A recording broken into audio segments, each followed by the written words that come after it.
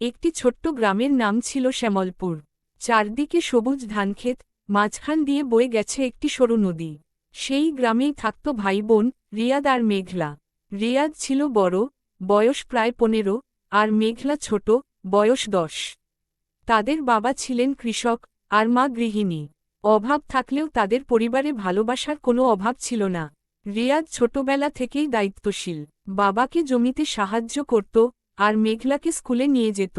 মেঘলা খুব চঞ্চল, সারাদিন হাসি খুশি থাকে, কিন্তু ভাইকে ছাড়া এক মুহূর্তও থাকতে পারে না। রিয়াদও বোনকে খুব ভালোবাসত, সব সময় তার খেয়াল রাখত।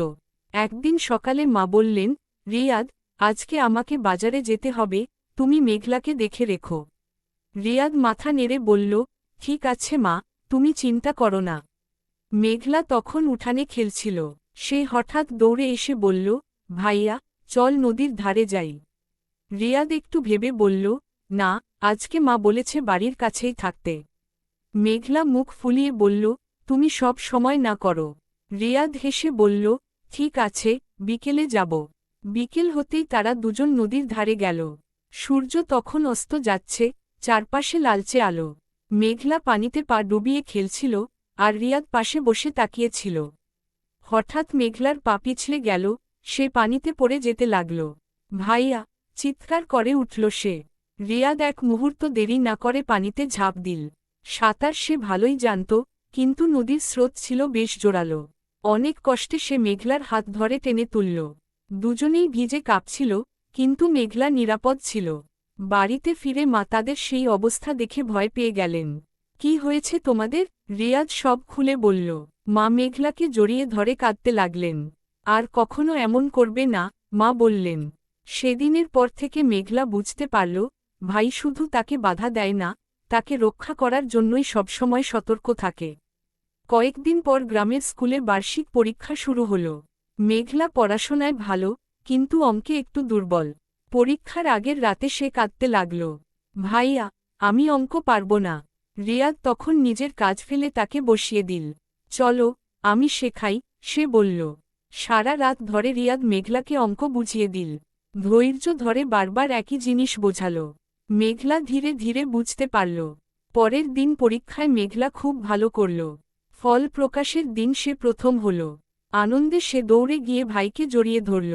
ভাইয়া, এটা তোমার জন্যই হয়েছে। রিয়াদ হেসে বলল, না, এটা তোমার পরিশ্রম। এভাবে দিন চলতে লাগল। একদিন হঠাৎ খবর এল, রিয়াদকে শহরে যেতে হবে পড়াশোনার জন্য। তাদের শিক্ষক বলেছিলেন, রিয়াদের ভবিষ্যৎ ভালো হবে, তাকে বড় সুযোগ দিতে হবে। কিন্তু এই খবর শুনে মেঘলা চুপ হয়ে গেল। সে কিছু বলল না, শুধু রাতে চুপচাপ কাঁদতে লাগল। রিয়াদ সেটা বুঝতে পারল। সে বোনের পাশে বসে বলল, তুমি কি চাও আমি না যাই? মেঘলা চোখ মুছে বলল, আমি চাই তুমি বড় মানুষ হও, কিন্তু তুমি ছাড়া আমি কিভাবে থাকব? রিয়াদ মৃদু হেসে বলল, আমি দূরে থাকলেও সবসময় তোমার পাশে থাকব। তুমি যদি কাঁদো, আমি বুঝে যাব। বিদায়ের দিন এলো। রিয়াদ বাসে উঠছে, মেঘলা তার হাত শক্ত করে ধরে আছে। ভাইয়া, তাড়াতাড়ি ফিরে আসবে? হ্যাঁ, কথা দিচ্ছি, রিয়াদ বলল। বাস চলে গেল। মেঘলা অনেকক্ষণ দাঁড়িয়ে থাকল, যতক্ষণ না বাসটা চোখের আড়াল হয়ে যায়। দিন কেটে যায়। রিয়াদ শহরে পড়াশোনা করে, মাঝে মাঝে চিঠি পাঠায়। মেঘলা সেই চিঠি বুকে জড়িয়ে রাখে। একদিন মেঘলা অসুস্থ হয়ে পড়ল। জ্বর খুব বেড়ে গেল। মা চিন্তায় পড়ে গেলেন। তখনই রিয়াদের কাছে খবর পাঠানো হলো। খবর পেয়ে রিয়াদ সব ফেলে বাড়িতে ফিরে এল। বোনকে সেই অবস্থায় দেখে তার চোখে জল চলে এলো। মেঘলা, আমি এসেছি, সে বলল। মেঘলা চোখ খুলে মৃদু হাসল। আমি জানতাম তুমি আসবে। কয়েকদিনের যত্নে মেঘলা সুস্থ হয়ে উঠল। সেই মুহূর্তে তারা দুজনই বুঝতে পারল, দূরত্ব যতই হোক, ভাই বোনের ভালোবাসা কখনো কমে না। বছর কেটে গেল। রিয়াদ বড় হয়ে একজন সফল মানুষ হল।